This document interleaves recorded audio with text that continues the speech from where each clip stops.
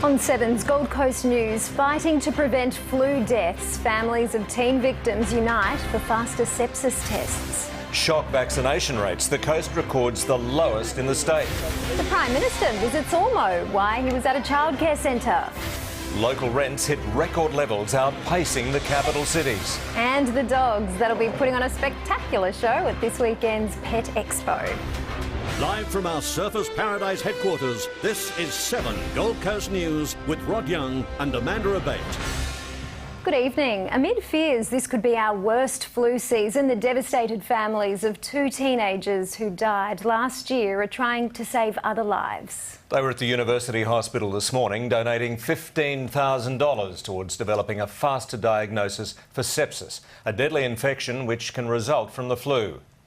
It's the type of heartbreak no parent wants to imagine. A piece of them is missing.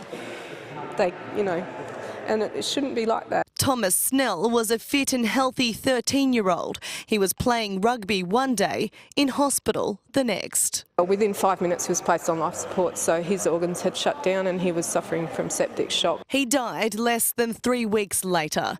His story is painfully similar to that of Maddy Jones.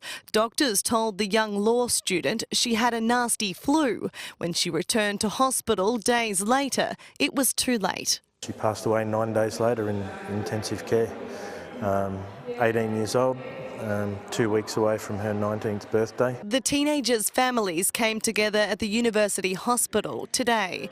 They've been fundraising to help scientists develop a new test which could shorten diagnosis times from days to hours. The research tells us that every hour that we delay giving antibiotics increases your risk of dying by about 5%. Sepsis from the flu kills thousands of Aussies every year, far more than road crashes. Sepsis doesn't really discriminate. It can affect anyone at any time. There's been more than 5,000 cases of influenza in Queensland already this year.